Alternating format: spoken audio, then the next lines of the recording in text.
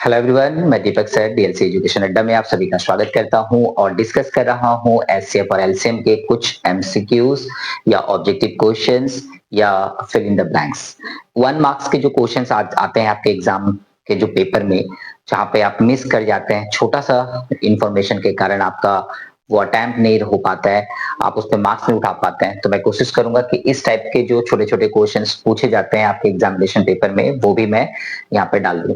तो ये पार्ट 5 है, ज्यादा टाइम नहीं लगेगा लेकिन डिस्कशन तो करना ही पड़ेगा। यदि केवल मैं फिलअप करके दिखा दूं तो इसे फिलअप करने में 5 है तो 10 सेकंड लगेगा, 15 सेकंड लगेगा, 20 सेकंड लगेगा, लेकिन फिलअप नहीं करना है हम लोगों को थोड़ा समझना है ना।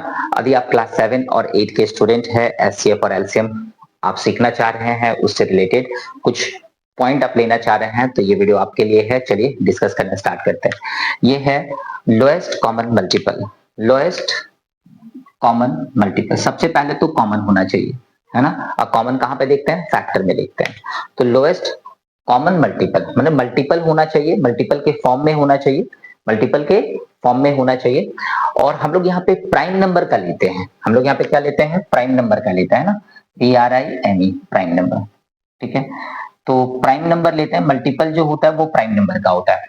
तो lowest common multiple is written in brief, यदि इसको ब्रीफ में लिखना हो, लोएस्ट कॉमन मल्टीपल को यदि ब्रीफ में लिखना हो तो बहुत ही फेमस है, बोर्ड में ही लिखा हुआ है, LCM।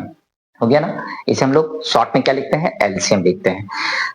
क्वेश्चन क्या कह रहा था? Lowest common multiple is written in brief. Brief मतलब छोटा में यदि लिखना हो तो हम लोग इसे शॉर्ट में क्या कह देते हैं? LCM कह देते हैं। ठीक है ना। चलिए नंबर 2 की ओर चलते हैं। बोला product of two expression, product of two expression, मान के चलिए ए और बी को मैंने मल्टीप्लाई कर लिया, ठीक है ना। तो ए और बी को मल्टीप्लाई करके जो ए बी आया वो हमारा क्या है? प्रोडक्ट है, वो हमारा प्रोडक्ट है। तो बोला गया कि यदि प्रोडक्ट ऑफ टू एक्सप्रेशन बराबर होगा, किसके बराबर होगा? Their LCM into their HCF. ठीक है, देयर HCF। याद रखें क्या कह रहे हैं? Product of two expression, product of two expression यदि आप देखेंगे तो देयर एलसीएम और देयर एचसीएफ के मल्टीप्लिकेशन के बराबर होगा। यदि नहीं समझ में आया तो चलिए आपको छोटा सा एक एग्जांपल आपको मैं देता हूं। सपोज 6 है और 12 है, ठीक है। तो इन दोनों का यदि आप एचसीएफ निकालेंगे, एचसीएफ, तो आपको 6 मिलेगा, और इसका यदि आप एलसीएम निकालेंगे तो 12 मिलेगा, और इनका प्रोडक्ट निकालेंगे तो कितना मिलेगा? सो देखिए, प्रोडक्ट किसका? इन्हीं का, एचसीएफ का और उसके साथ में एलसीएम का, तो कितना मिलेगा? 72। और ऐसे भी इन दोनों को यदि आप मल्टीप्लाई करते तो भी आपको कितना मिलता? 72। यानी कि एचसीएफ और एलसीएम को गुना करने से जो आया प्रोडक्ट, जो आया वो दोनों एक्सप्रेशन को प्रोडक्ट करने से वही आएगा। तो आप ये वेरीफाई कर सकते हैं हर सम्स में, जहां पे भी आपको एचसीएफ और एलसीएम दोनों निकाल के आप यदि वेरीफाई करना चाहते हैं कि मेरा प्रॉब्लम करेक्ट है या रॉन्ग हो गया है, तो आप खुद से भी क्या कर सकते हैं? जो भी आपने एचसीएफ निकाला और एलसीएम निकाला उनको प्रोडक्ट निकाल लीजिए, और जो एक्सप्रेशन दिया उनका प्रोडक्ट निकाल लीजिए। आप वेरीफाई करके देखेंगे तो आपका दोनों सेम आएगा। तो चलिए आगे बढ़ते हैं। बोला है the LCM of two prime number to each other is, है ना। यदि हमको एलसीएम निकालना है और दो प्राइम नंबर दिए हुए हैं, है ना, जैसे मान लीजिए 5 है और 7 है, इनका एलसीएम निकालना है तो हम लोग क्या करेंगे? इन दोनों को ही प्रोडक्ट निकाल देंगे।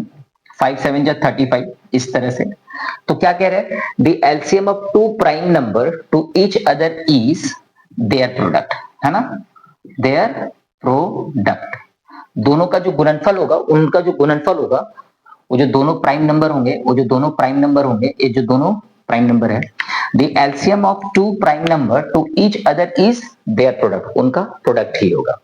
अब देखिए यहाँ पे एक और क्वेश्चन है 4 नंबर में, एलसीएम निकालना है। तो एलसीएम के लिए इस तरह का एक्सप्रेशन मोनोमियल टर्म है ना, तीनों 3 एक्सप्रेशन है, तीनों मोनोमियल टर्म है, बहुत इजी है। केवल एक ही ट्रिक लगाना है जो मैंने सारे पार्ट में बोला है कि यदि आप एलसीएम निकालते हैं तो पहले कॉमन होना चाहिए और फिर मैक्सिमम पावर होना चाहिए। तो common x x x common है, मैक्सिमम पावर 2 है, y y y कॉमन है और मैक्सिमम पावर 2 है।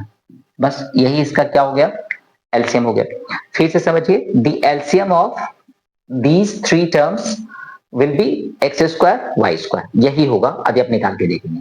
ट्रिक क्या लगाया मैंने, पहले तो कॉमन होना चाहिए, फिर मैक्सिमम पावर होना चाहिए। तो x का पावर 2, यहाँ पे x का पावर 1, x का पावर 2, तो मैक्सिमम पावर कितना है, 2 है। y का पावर 1, y का पावर 2, y का पावर 2, तो y का पावर 2 हो गया। अब चलिए, ये हमारा अंतिम क्वेश्चन है, ये भी बहुत ही ट्रिकी था। तो यहाँ पे बोला गया है कि m और n दोनों ही कोई पॉजिटिव नंबर है ना, कि कोई कंफ्यूजन ना हो, कई तरीके का डिफरेंस आ सकता था। वो पॉजिटिव नंबर नहीं लिखने से क्या हो जाता, थोड़ा सा दिक्कत हो सकता था। वो प्रॉब्लम भी मैं बताऊंगा कि वहां पे पॉजिटिव नंबर आखिर उन्होंने क्यों लिखा है। तो चलिए पहले इसको हटा देते हैं, जिससे क्वेश्चन में कोई दिक्कत ना हो समझने में। हम लोग लास्ट क्वेश्चन में है, if m and n are positive integer then LCM क्या होगा। एलसीएम इन दोनों का क्या होगा। तो सर मैक्सिमम पावर क्या होता है, एलसीएम होता है। दोनों का बेस सेम है तो मैक्सिमम पावर क्या लेंगे, वेरिएबल सेम है तो मैक्सिमम पावर आप एलसीएम लेंगे। तो मुझे पता है कि इसका m प्लस n होना चाहिए, क्योंकि यहाँ पे m है और m से ये n ज्यादा है ना, n ज्यादा है। जैसे मान के चलिए, m का मतलब आप ले लीजिए 2 ले लीजिए, और n का मतलब आप 3 ले लीजिए। तो आप क्या लिख रहे हैं, x का पावर एक बार 2 लिख रहे हैं और एक बार इन दोनों को जोड़ के लिख रहे हैं, यानी पार्टी पे, तो मैक्सिमम पावर ये आना चाहिए। लेकिन क्वेश्चन ये है ना कि इन लोगों ने आखिर ये पॉजिटिव इंटीजर क्यों बोला। सर पॉजिटिव इंटीजर इसलिए बोला कि सपोज किसी कारण बस ये n का वैल्यू यदि माइनस हो जाए और इन दोनों को यदि आप ऐड करेंगे तो फिर तो यहाँ पे -1 हो जाएगा। तो मैक्सिमम पावर तो x का पावर 2 है, तो आंसर बदल जाएगा, है ना, क्योंकि जब वहां पे लेंगे तो x का पावर 2 हो जाएगा आपका एलसीएम। तो पॉजिटिव इंटीजर बोलना बहुत जरूरी है, नहीं तो इन दोनों में से यदि एक प्लस और एक माइनस हो जाए तो आंसर देना बड़ा मुश्किल है ना। इसलिए बोला गया इफ m एंड n, दो m और n दोनों ही पॉजिटिव इंटीजर है तो इनका एलसीएम क्या निकालेंगे।